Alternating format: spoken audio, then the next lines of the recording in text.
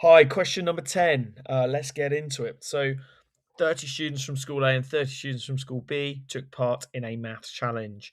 Each student completed as many maths puzzles as possible in an hour. The table shows the results for School A, and then below we've got information about School B. Compare the performance of the two schools, show working to support your comparisons. So, what we need to do is we need to compare the mean and we need to compare the standard deviation of both schools. Now, there is a way of putting this into your calculator. I want you to go away and do that. Just simply Google how to find standard deviation on and then put your calculator in. So I've got a Casio FX CG50.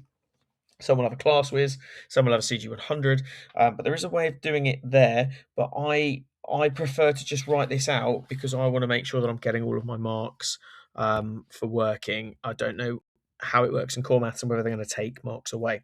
So we are multiplying. If this is the x, so that's the value, and then f is frequency. To work out the mean, we just do the number of puzzles times by the frequency, add it all up and divide by the amount of participants. So 72, 56, and then 16. And if we add them all together, we get 183.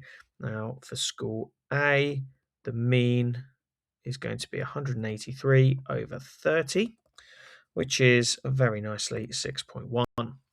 Now, our standard deviation is going to require just another calculation. It's the f of x squared. Now, we need to then multiply all of these numbers by the number of puzzles again. So, timesing this one by 4, times by 5, times by 6, times by 7, times by 8. So, 35 times 5 is 175. We've got 432. 392 and 128. Add all these together, 1143. Now, to find the standard deviation, we have a nice big square root symbol, because if we don't square root it, we just have the variance, and it's the sum of the fx squared over n, take away the sum of fx over n squared. So it's the sum of the fx's squared over n, take away the mean squared.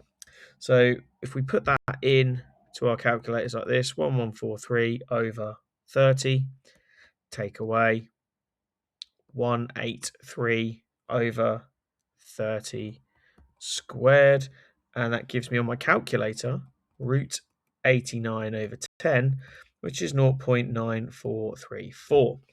So, to compare both schools, School A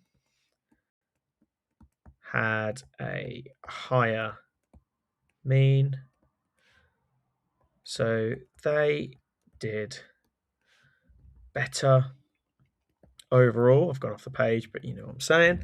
And then School B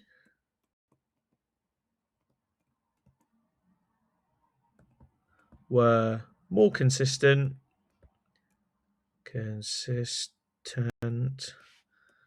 as they had a lower standard deviation. So I'm pretty sure when we have these kind of questions, they want you to compare the mean and compare the standard deviation. That standard deviation is just measuring how all of the data points vary from the mean. So if they're really spread out, you're going to have a really big standard deviation because the difference between the data points and the mean is quite big. And when you square it, it gets bigger.